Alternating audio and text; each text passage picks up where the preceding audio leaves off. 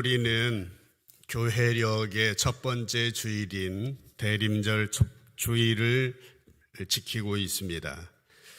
세상에는 여러 달력들이 있습니다. 음력도 있고 양력도 있고 또 양력 가운데는 율리우스력이라든지 그런 달력들이 있는데 교회에서 쓰는 달력을 교회력이라고 합니다. 그래서 예수님의 탄생을 준비하는 내주를 대림절로 시작하는 것이죠. 그래서 가장 교회력으로 첫 번째 주일이 바로 오늘입니다. 교회에서 새해 첫 주일이라고 생각하시면 될 것 같습니다. 오늘부터 세계 교회는 성탄절까지 주님의 오심을 준비하며 또 주님의 재림을 기다리는 42일을 지키게 됩니다. 대림절이라는 말을 영어로는 어드벤트라고 하는데 라틴어 어드벤투스에서 나왔습니다. 이 단어의 뜻은 오셨다, 도래했다, 도착했다 그런 뜻을 가지고 있어요. 그래서 로마 제국 시대에는 이 말을 왕이나 황제처럼 중요한 사람들, 막대한 힘을 가진 사람들이 올 때 쓰여진 단어가 어드벤트라고 하는 겁니다.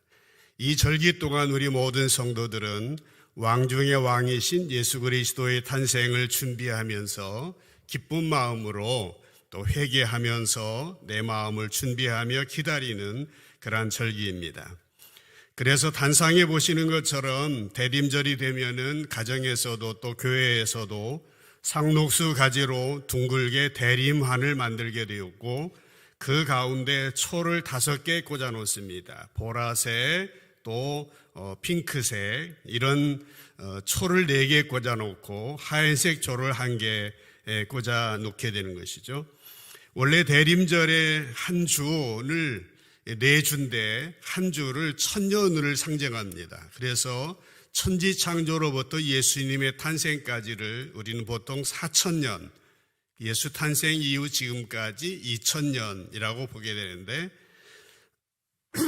그 대림절 초 하나는 1,000년을 상징하는 겁니다. 그래서 초 하나하나마다 의미를 가지고 있습니다. 첫 번째 초는 깨어 있으라라고 하는 것입니다. 사실 오늘 이 주간 전체는 우리가 잠자다가 깨어나고 눈이 멀었다가 열려지는 그런 절기라고 할 수 있겠죠.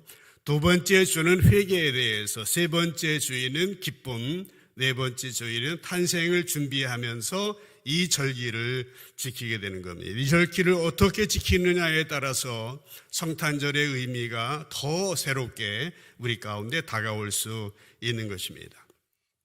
특별히 이 기간 동안 우리의 신앙생활 전체도 그렇습니다만은 이기적이었던 나의 생각들, 자기중심적이었던 내 마음을 내려놓고 예수님을 바라보면서 또한 예수님이 사랑하시는 이 이웃들을 향하여서 사랑을 실천하며 나눔과 봉사를 구체적으로 실천하는 절기가 바로 이 대림절이라고 하는 절기입니다.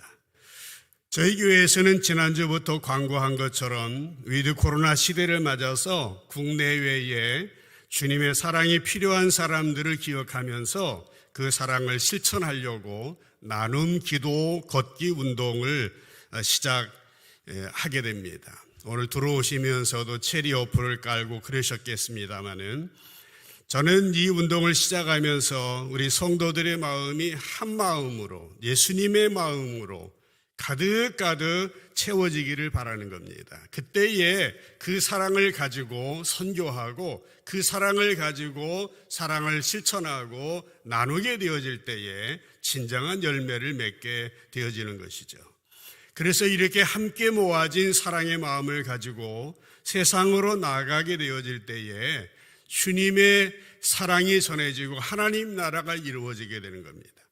그러면서 이제 여러분들에게 자료로 드린 예수 기도문이라고 하는 기도 카드가 있습니다. 그 예수 기도문의 기도 카드를 가지고 여러분들이 기도하시면서 걸으면서 기도하시고 이웃을 생각하며 선교지를 생각하면서 이제 기도하면서 걷는 이런 운동을 하게 되어지는 것입니다.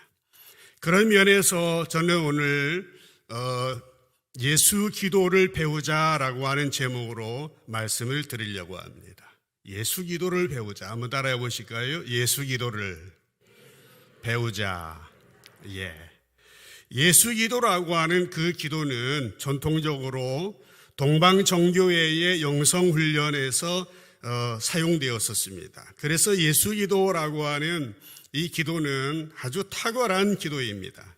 그래서 오늘날에도 예수 기도라는 말과 함께 관상 기도라든지 또 호흡 기도라든지 이런 이름으로 불려지기도 합니다.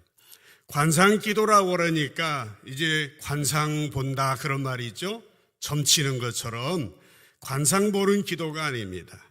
한자어에 보시게 되면은 볼 관자, 생각할 상자 이렇게 되어 있습니다.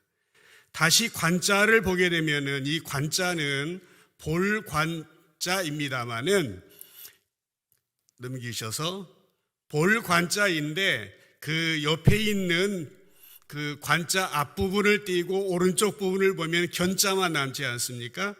그래서 견자도 견물생심할 때 쓰는 견자인데 그 견은 그냥 보는 겁니다. 그런데 관은 자세히 보는 거예요.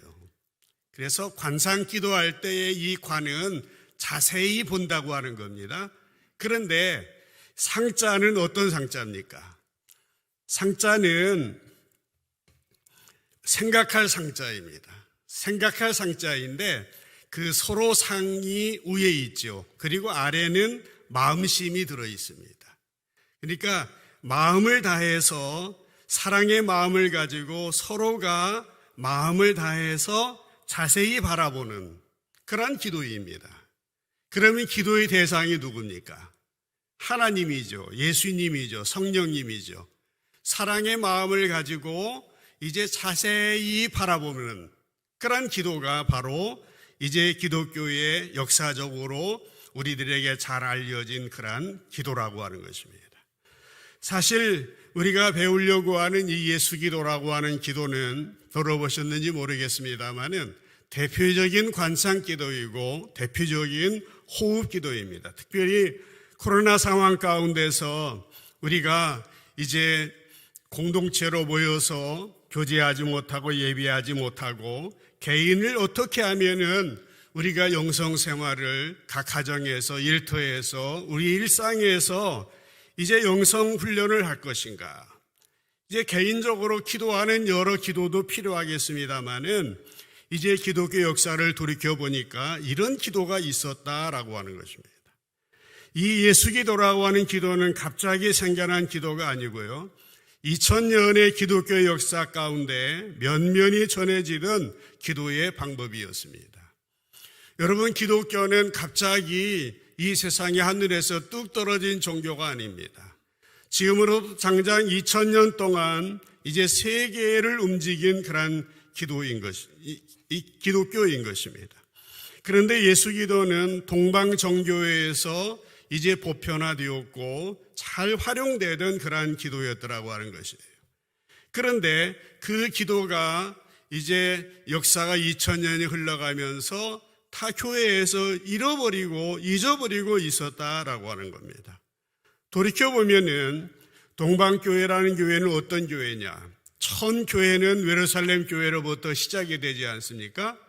이제 사도행전의 마가의 다락방에서 성령 받은 그 교회 말이에요. 초대교회입니다. 거기서 교회가 시작이 되어서 오늘까지 이르게 되었습니다. 그런데 예루살렘에서 시작이 되면서 로마 제국 시대에 이르러서 이제 유럽이나 소아시아나 그까지 엄청나게 발전이 되었습니다만 1000년쯤 되었을 때에 정확하게 보면은 1054년에 동서로 교회가 분리게 되게 되었습니다. 동방교회와 서방교회로 분리되었어요. 전에 오후 시간에 세계 교회사를 공부할 때 말씀드렸던 내용인데요. 그러면 동방교회 예수 기도를 잘 했던 그 교회는 어떤 교회냐? 동방정교회라고 합니다. 동방정교회는 그 히랍 정교회, 헬라 정교회, 러시아 정교회, 정이란 뜻은 오도독스, 정통이라는 뜻을 가지고 있습니다. 그 중심이 터키의 이스탄불, 오늘의 이스탄불, 콘스탄티노플과 러시아까지 이렇게 이르는 그런 지역의 교회가 동방정교회였고, 서방 교회는 로마 카톨릭 교회입니다. 서방 공교회, 로만 카톨릭이라고 하는 말인데, 카톨릭이라고 하는 뜻은 공적인 교회다, 그런 뜻을 가지고 있습니다. 그래서 이태리 로마를 통해서 유럽에까지 이렇게 전파가 된 겁니다. 지도를 보시게 되면은 개괄적으로 이제 유럽, 소아시아, 동방교회 쪽은 이쪽에 맨 오른쪽에 터키, 그리고 그 아래 반도가 그리스이고 위쪽이 러시아 쪽입니다. 그리고 서방교회는 이태리, 반도, 로마로 해서 유럽, 영국까지 이르르는, 그러니까 세계 교회는 이렇게 큰 영역을 차지하고 있었던 것이죠. 근데 잘 아시는 것처럼 로마 카톨릭 교회가 부패하고 타락하면서요, 이제 1517년에 종교개혁이 일어났지 않았습니까? 그래서 우리는 그 교회를 프로테스트, 항의한다, 개신교회라고 하는 우리의 모태가 되는, 또 하나의 모태가 되는 그런 교회가 되었고, 16세기 1517년 그때로부터 루터교회나 장로교회가 세워지게 되었고, 18세기에 존 위슬레이의 부흥운동을 이어받은 후예들이 감리교회와 또 성결교회와 순복음교회, 이런 교회들을 세우게 된 것입니다. 이렇게 세계교회는 크게 세 집안으로 되어 있습니다. 동방정교회와 또 로마 카톨릭과 프로테스탄트. 그래서 세계에 지금도 기독교인들 숫자가 한 25%, 32% 됩니다. 25억 1천만 정도. 그래서 매해 1.19% 정도 기독교인이 숫자가 늘어나고 있고, 특별히 기독교인 숫자가 가장 많은 대륙이 어딘지 아십니까? 아프리카입니다. 놀랍게도. 그래서 6억 정도의 신자를 가지고 있고, 매년 2.86%의 기독교인이 성장하고 있고 부흥하고 있습니다. 그래서 세계 교회가 이런 이 큰 세 집안으로 이루어지고 있습니다. 어떤 분들은 동방정교회나 로마 카톨릭 교회에 대하여서 이단이다, 그렇게 말하는 분들도 있어요. 그렇지만은 우리가 그 역사를 부인하면은 2000년, 1500년은 떼어놓고 500년만 우리 역사라고 말할 수는 없지 않겠습니까? 그래서 성서적으로 문제가 있고 그런 부분들이 천주교회에 있는 건 사실이에요. 그런데 천주교회에서 1960년대 초에 제2차 바티칸 공의회라고 하는 회의를 통해서 천주교가 개혁이 되면서 천주교는 개신교회의 성경 연구를, 앞서간 성경 연구를 많이 배워갖고, 개신교회에서는 잃어버렸던 이제 교회의 예배의식을 배워오면서 교류가 시작이 되어지면서 또 잃어버린 한 교회가 바로 그 동방정교회인데, 동방정교회에서 잘 발달된 영성훈련에 대해서 공부하게 되었더라고 하는 것입니다. 그래서 동방정교회의 재발견이 이루어지면서 그 가운데 면면이 흐르고 있었던 영성훈련의 가장 근본이 되는 것이 바로 예수 기도다라고 하는 것입니다. 우리 개신교회에서는, 천주교도 그렇습니다만은, 주님이 가르쳐 주신 주기도문을 우리가 중요한 기도라고 생각하지 않습니까? 그래서 그 기도를 가지고도 호흡기도, 관상기도를 할 수 있습니다. 그러나 더 간단한 기도가 바로 예수 기도이기 때문에 오늘 여러분들에게 소개하면서, 걷기를 하면서 또 우리의 일상에서 실천해 보자라고 하는 그런 의미입니다. 이 기도는 아주 짧고 단순합니다. 그 내용이 뭡니까?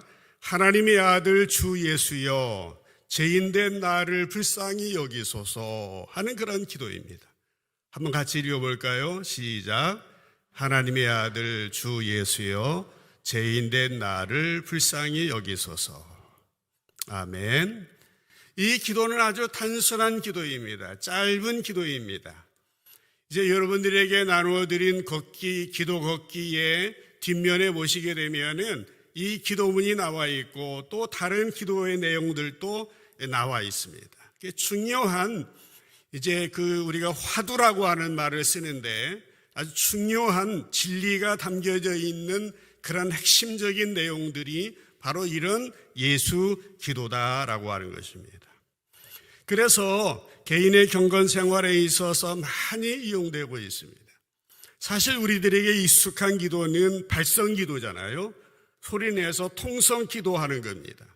근데 그 기도도 아주 좋은 기도예요. 그 기도도 우리가 잘 유지하고 또 연습하고 또 실천을 해야 됩니다. 그러나 예수 기도라고 하는 이 기도는 처음에는 조금 어색할 수 있습니다만은 조금만 시도해 보시게 되면은 아주 쉽고 자연스럽게 적용할 수가 있습니다.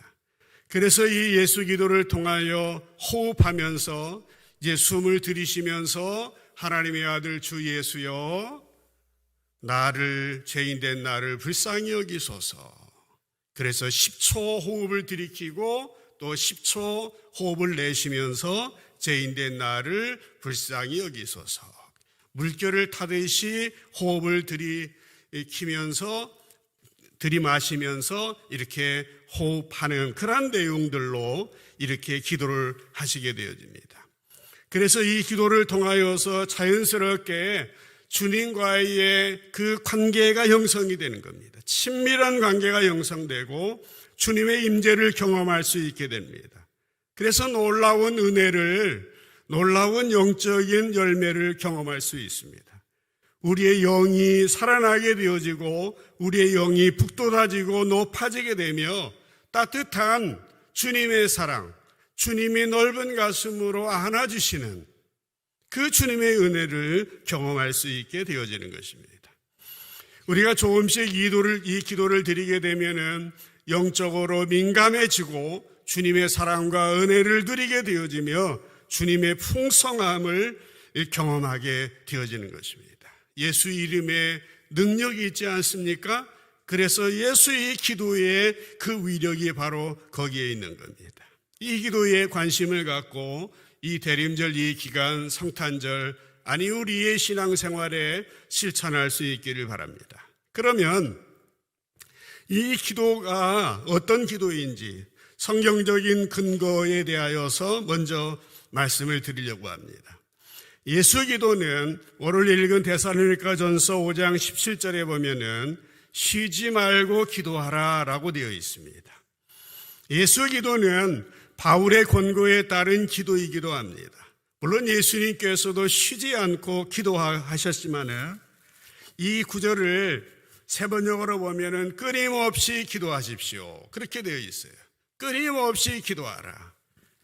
그러니까 현대어 성경으로 보면은 언제나 기도에 힘쓰십시오. 그렇게 되어 있습니다. 우리가 끊임없이 또 언제나 쉬지 않고 기도하는 것은 우리의 호흡으로 주님을 바라보면서 사랑의 마음을 가지고 바라보면서 기도할 때에 쉬지 않고 끊임없이 언제나 기도할 수 있지 않겠습니까? 예수님께서는 산상수훈에서 그런 말씀을 하셨어요. 마태복음 6장 7절에 보면은 또 기도할 때에 이방인과 같이 중언부언하지 말라. 그들은 말을 많이 하여야 들으실 줄 생각하느니라.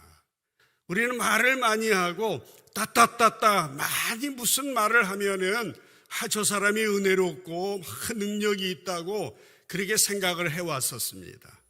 물론 그렇게 되기가 쉬운 건 아니겠습니다만은 이제 주님께서는 말씀하셨습니다. 이방인들처럼 중언부언하지 말라라는 것입니다. 이 구절을 세번역으로 보면은 빈말을 되풀이하지 말아라 그런 뜻이고요. 현대인 성경에는 쓸데없는 말 되풀이하지 말아라. 쉬운 성경에는 아무 의미 없는 말을 되풀이하지 말라 하는 내용입니다. 그렇기 때문에 우리가 예수 기도는 성경적인 기도라는 것입니다. 내용이 아주 단순하지만 뜻깊은 기도인 겁니다. 이 기도를 통해서요, 우리가 예수 이름이 가진 능력을 힘입어서 우리 가운데 몰려오는 온갖 세상적인 잡념들을 물리치고 단순한 마음의 상태로 되돌아가도록 도와주는 기도가 바로 예수 기도라고 하는 것입니다. 하나님의 아들 주 예수여 죄인된 나를 불쌍히 여기소서. 한번 해봅시다. 시작. 하나님의 아들 주 예수여 죄인된 나를 불쌍히 여기소서. 아멘. 이 기도를 실천할 때에 주님과의 관계가 친밀해지고 주님을 바라보면서 하나가 되고 주님의 임재를 경험하며 주님의 품 안에서 푹 안기는 그런 경험을 하게 되어질 것입니다. 그러면 이 기도의 신학적인 의미는 무엇인가라는 것입니다. 이 기도의 내용을 볼 때에 신학적으로 문제가 될 것이 없습니다. 완벽한 내용을 가지고 있습니다. 이 기도는 하나님과 인간이라는 예수 그리스도의 두 본성을 이 동시에 포함하고 있습니다. 이 기도의 전반부에 보면은 하나님의 아들 주 예수여라고 되어 있지 않습니까? 하나님의 아들이라고 하는 그 구절에서 예수님이 하나님의 아들이라고 하는 정체성을 표현하고 있고요. 예수여라고 하는 이 곳에서 인간 마리아에게서 난 사람의 아들이라고 하는 그 정체성이 하나님의 아들과 사람의 아들, 하나님이기도 하시면서 인간이기도 하신 그 예수님을 그대로 표현하고 있는 것입니다. 뿐만 아니라 이 기도에는 삼위일체의 세 위격을 암시하고 있습니다. 삼위를 구성하는 성부, 성자가 이 기도에 분명히 드러나고 있습니다. 하나님의 아들 주 예수여 그렇게 되어 있죠. 그러면서 거기에 보면은 주라고 하는 말이 있습니다. 주 예수여. 주라는 말은 단순한 말이 아니죠. 큐리오스, 주여. 황제에게만 했던 그런 표현이 큐리오스라고 하는 말인데 이것을 사도 바울은 고린도전서 12장 3절에서 보면은 성령으로 아니하고는 누구든지 예수를 주시라 할 수 없느니라 라고 선언을 했습니다. 성령으로 하지 아니하고는 누구든지 예수를 주시라 할 수 없다라고 말했어요. 따라서 이 기도 안에는 성부, 성자, 성령, 삼위일체의 세 위격이 포함이 되어 있다라고 하는 것입니다. 뿐만 아니라 이 기도는 내향적인 기도이면서 외향적인 기도이기도 합니다. 사람의 목소리를 내서 반복한다는 면에 있어서 사람의 소리이니까 육체적인 기도라는 면에서 외향적인 성격을 가지고 있지만은 그러나 내향적인 성격을 포함하고 있습니다. 기도는 한쪽으로 편향되기 쉬운 외향과 내향을 통합하는 그러한 예수 기도는 그런 기도입니다. 지성과 마음을 통합하는 묘미를 가지고 있는 아주 균형 잡힌 건강한 기도가 바로 예수 기도다라고 하는 것입니다. 그러면 구체적으로 예수 기도의 그 방법은 아까 구절을 말씀드렸습니다마는 그것을 어떻게 해야 되느냐? 호흡으로 예수 기도를 실천해야 된다라고 하는 것입니다. 호흡이라고 하는 말의 한자어 여러분들 아시죠? 호는 뭘까요? 숨을 내쉬는 것이 호입니다. 흡이라고 하는 것은 들이쉬는 겁니다. 흡입하는 거죠. 그 숨을 내쉬고 숨을 들이쉬고 그래서 우리는 이 호흡을 단순한 살아있는 사람이라면 누구든지 호흡할 수 있기 때문에 호흡이라고 하는 것은 살아있는 사람이다 그런 뜻을 가지고 있어요. 그렇지만은 이제 사람이 호흡만 하는 사람이 있지만은 그러나 이 기도를 의미 있게 하게 되어지면은 이 호흡이 기도가 되어질 수 있다라고 하는 것입니다. 그래서 호흡이 단순히 사람이 자연스럽게 하는 그런 호흡도 되어지지만은 그러나 이제 이 기도를 의미 있게 할 때에 이 기도는 호흡은 기도가 되어질 수 있는 겁니다. 그 안에 내용이 담겨 있고 그 안에 예수님이 담겨 있다고 한다면 우리의 호흡은 기도가 되어질 수 있는 것입니다. 사실 그동안 우리는 기도에 대하여서 이제 두 가지 측면에서 정의해 왔습니다. 익숙한 기도의 정의를 우리는 뭐라고 말합니까? 기도는 하나님과의 대화다. 영적인 대화다. 하나님과의 만남이다. 하나님과의 생명선이다. 끊어지면 안 된다. 그런 차원에서 말씀을 많이 드려왔는데 기독교 2000년 역사를 돌이켜보니까 또 하나의 의미가 있더라라고 하는 겁니다. 그것이 뭡니까? 이 기도라고 하는 것은 우리가 대화하고 만나고 주님과 연결되어서 우리의 소원을 응답받고 해결받는 그런 차원의 영역도 물론 있지만 또 한 차원이 뭐냐? 영적인 친밀함을 누리며 주님의 품 안에서 안식을 누리며 주님 안에서 고요함을 누리는 이런 기도의 영역이 있다라고 하는 것입니다. 그래서 고대교회에, 그러니까 기독교가 공인이 된 시대가 313년, 325년 그렇지 않습니까? 300년대, 400년대 고대교회의 교부들은 기도에 대해서 이런 정의를 내렸습니다. 성 안토니우스라고 하는 분은 기도는 하나님과의 친밀한 우정관계다. 그런 생각 해보셨어요? 기도를 하나님과 친밀한 우정관계다. 또 에바그리우스 폰티쿠스라고 하는 분은 기도는 개념이 아니라 안식이다라는 겁니다. 기도하면서 안식을 경험해 보셨습니까? 주님과 친밀한 우정관계를 경험해 보셨습니까? 존 카시안이라고 하는 분은 영혼이 단순해질 때 하나님과의 관계가 깊어진다라고 말했습니다. 그래서 단순한 기도를 반복하자라는 것입니다. 그런 예수님을 바라보면서 하나님 저를 구해주세요. 주님 어서 오세요. 저를 도와주세요. 이렇게 기도했습니다. 시편 9절을 단순하게 계속 반복하는 것을 그는 기도라고 생각을 했어요. 또 한 사람만 더 예를 들면은 존 클리마쿠스라고 하는 분은 기도의 가장 근본적인 자리는 고요함이다. 고요히 주님 곁에 머무는 것이다. 그렇게 말했어요. 그렇습니다. 이제 말씀드린 것처럼 기도에는 두 가지의 측면이 있습니다.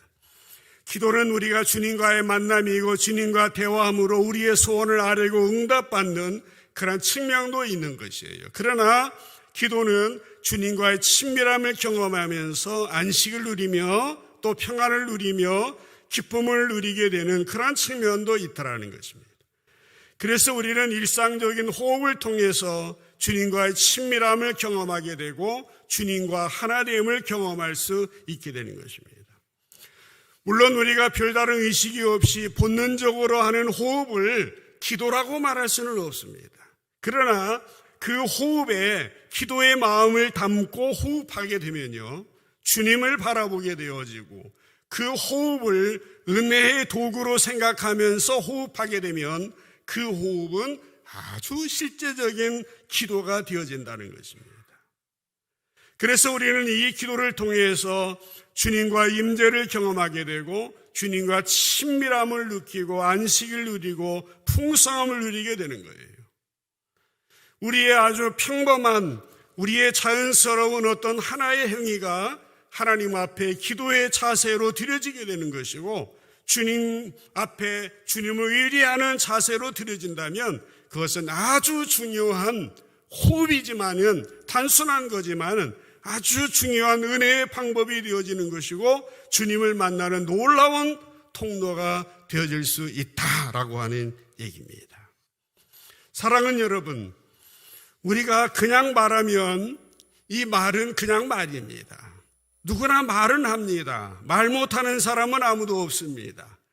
말 못하는 그 벙어리나 그런 분들 외에는 아무도 없습니다. 그러나요, 같은 말이지만은 그 말을 할 때에 주님께 정성을 다해 말한다면 그것은 기도가 되지 않겠습니까? 우리가 우리의 혀를 주님께 맡기고 지혜를 구하면서 하나님의 말씀을 전한다면 그것은 뭡니까? 제가 지금 하는 것처럼 설교가 되는 거예요. 간증이 되는 겁니다. 영감이 넘치는 주님의 능력의 통로가 되는 겁니다. 말하는 것은 아주 자연스러운 것입니다. 결코 영적인 것이나 초자연적인 행위라고 할 수 없습니다만은 그러나 그 말을 하는 우리의 마음의 자세에 따라서 단순히 말하는 게 아니라 주님과 교제하는 기도가 되어질 수 있고 주님의 복음을 전하는 통로가 될 수 있다고 하는 겁니다. 우리는 결코 잊어서는 안 됩니다. 마찬가지로 우리의 호흡하는 것도 그런 것입니다. 우리가 호흡하는 것은 아주 자연스러운 겁니다. 특별한 것이 아니에요. 그러나 우리가 기도하는 마음으로 호흡할 때에, 예수님을 생각하면서 호흡할 때에 이것은 단순한 호흡이 아니라 기도가 되는 것이고 주님을 만나는 은혜의 통로가 되어진다고 하는 것입니다. 그래서 단순히 말하지 마십시오. 단순히 호흡하지 마십시오. 우리 가운데 기도에 대하여서 어렵게 생각하고 부담스럽게 생각할 수 있습니다. 기도에 대하여서 말하면은 주님을 경험한 사람, 아주 특별한 영적인 사람에게만 계속 기도하는 것이 가능하다고 생각할지 모르겠습니다. 그러나 오늘 제가 말씀드리는 이 예수 기도를 잘 배우신다고 한다면은 우리의 생각이 달라질 겁니다. 예수 기도는 아주 단순한 내용의 기도입니다. 그러나 참 쉬운 기도입니다. 그동안 이 기도에 대하여서 잊어버렸고 발견되지 못했습니다. 또 한다고 해서도 저 동방교회나 서방교회, 천주교회에서 하는 거기 때문에 꺼려왔던 것도 사실입니다만은 우리가 오늘 본 것처럼 이 기도는 성경적인 기도요, 신학적인 근거가 확실한 기도이며 누구나 쉽게 배울 수 있는 영적인 기도입니다. 그래서 벌써 10년, 20년 전에 그 지구촌교회 이동원 목사님이 이 기도를 소개했다가 이단이라고 막 공격을 받고 막 사과하고 그랬던 그런 생각도 잠시 납니다. 누구든지 이 기도를 조금씩 연습해보고 시도해보시게 되면은 자신의 영성이 날마다 발전해 가는 것을 느끼게 되어질 것입니다. 점점 아름다운 주님의 그 세계로, 친밀한 주님의 품 안에 들어가게 되어질 것입니다. 그래서 안식을 누리고 평안을 누리고 기쁨을 누리고 주님 안에 전해서 천국을 누리게 되는 것입니다. 이 기도를 통하여서 이제 영적으로 한 단계 성장하는 우리 사랑하는 성도님들 모두 되어지시기를 주님의 이름으로 간절히 축복합니다. 마지막으로, 그래서 우리가 지금 예수기도, 관상기도, 호흡기도 이것을 하나로 연결해서 말씀을 드렸습니다마는 우리의 호흡에는 생명이 있습니다. 그렇죠? 호흡에는 생명이 있어요. 들이마시고 내쉬는 것에 생명입니다. 그런데 성경 창세기 2장 7절 말씀해 보시게 되면은 여호와 하나님이 땅에 흙으로 사람을 지으시고 생기를 그 코에 불어넣으시니 사람이 생명이 되니라, 그렇게 말씀했습니다. 하나님께서 흙으로 사람을 지으시고 그 코에 생기를 불어넣으셨을 때에 생명이 되었다는 겁니다. 그 전에 생명이 없었습니다. 외형으로는 이미 사람의 모습이었지만은 생명이 없고 움직일 수 없었습니다. 흙덩어리였습니다. 그러나 코에 생기를 불어넣고 호흡을 시작하게 되면서 그 사람은 비로소 생명을 지닌 존재로 움직이고 살아가게 된 것입니다. 이렇게 사람은 호흡을 통해서 생명을 유지할 수 있게 만들어졌습니다. 호흡을 못하면 잠시도 살 수 없습니다. 며칠 못 먹어도 며칠 못 자도 견딜 수 있지만은 호흡은요, 불과 몇 분만 못하면 죽게 되는 겁니다. 이렇게 호흡은 사람의 생명을 유지시키는 가장 중요한 직접적인 요소인 것입니다. 그래서 호흡에는 생명이 있다라는 말씀을 드리는 것입니다. 우리가 호흡을 통해서 마시고 받아들이는 것에는 무언가 생명의 요소가 있다라고 하는 것입니다. 단순히 공기 중에 있는 산소만 들여 마시는 것이 아니라 그 안에는 이제 영의 요소가 있다라고 하는 것입니다. 하나님께서 우리에게 그 코에 생기를 불어넣으셨을 때에 진정 사람이 되어졌다는 것입니다. 그래서 사람이 진정 살려면은 호흡을 해야 됩니다. 하나님과의 호흡을 해야 됩니다. 영적인 보이지 않는 세계와의 호흡이 필요한 것입니다. 이러한 생명의 요소는 단순히 산소를 얻었다고 해서 주어지는 것이 아니라 그 생명의 요소는 산소 배후에 존재하고 있는 어떤 영적 에너지를 취하게 되는 것입니다. 호흡을 통해서 말인 것입니다. 그 호흡을 통해서 우리는 공기를 마시지 않습니까? 공기는 뭡니까? 보이지 않는 세계와 보이는 세계를 연결하는 접촉점이 바로 공기인 것입니다. 공기 중에 산소를 마십니다마는 동시에 우리는 호흡을 통해서 영적인 세계에서 오는 생명의 에너지를 얻게 되는 것입니다.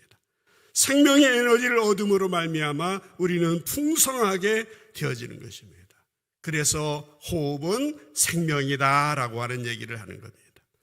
호흡을 통해서 영적인 기운을 마시게 되고 호흡을 통해서 단순한 공기를 얻는 것이 아니라 영적인 기운을 얻는 것입니다.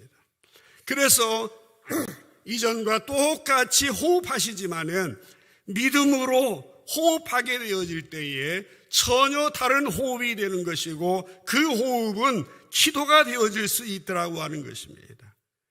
우리가 호흡할 때 들이마시는 산소의 성분은 똑같습니다마는 그러나 같은 공기이고 같은 산소라도 우리가 기도하면서 말씀을 보면서 주님을 바라보면서 주님을 의식하면서 마시는 호흡은 영적인 에너지를 가지고 있는 것입니다. 그래서 우리가 그런 마음으로 실천에 옮겨야 된다라고 하는 것입니다. 더 말씀드리지 않겠습니다. 기회 있을 때마다 잊어버리실 때마다 계속 제가 이 환기를 드리려고 합니다. 부디 예수 기도의 중요성을 아시고 우리가 그동안 기도했던 발성기도, 통성기도, 큰 기도, 소리내 사는 기도도 열심히 하십시다. 그러나 우리가 쉬지 말고 언제나 끊임없이 기도하라고 하신 성경의 가르침에 우리가 따르고자 바로 이런 호흡기도, 예수기도를 여러분들에게 소개시켜드리는 것입니다. 점점 더 주님과 친밀한 관계를 누리시고 주님의 사랑으로 충만한 여러분의 삶이 되셔서 그 사랑이 충만할 때에 우리가 진정 구제할 수 있지 않아요? 선교가 뭐 돈만 보내면 됩니까? 우리가 몸으로만 해서 됩니까? 주님의 사랑을 전해야 감동이 되는 거 아니겠습니까? 그래서 흐트러진 우리의 마음을 하나로 모으고 이제 이 시간 한번 연습을 한번 1분 동안만 해보십시다. 한번 연습을 해봅시다. 눈을 감으시고 조용하게 이제 앉아서 보통 의자에서 하시죠. 어떤 분들은 가부좌를 들고도 하시겠지만은 허리를 한번 고추 세워보시기 바랍니다. 그 의자의 뒤로 대시지 말고 주먹 하나 정도 간격을 두고 그렇게 정면을 한번 주시해 보시기 바랍니다. 그리고 그 천천히 부드럽게 호흡하는 겁니다. 주님을 집중하면서 그 숨을 한번 천천히 그 코를 통해서 들이마셔 보시기 바랍니다. 공기가 코를 통해서 또 목을 넘어서 심장을 넘어서 배꼽 아래까지 아래 단전까지 가도록 그것을 한 10초나 20초 정도 하시면 좋겠고 그래서 잠시 멈췄다가 그 다음에 천천히 내쉬는 겁니다.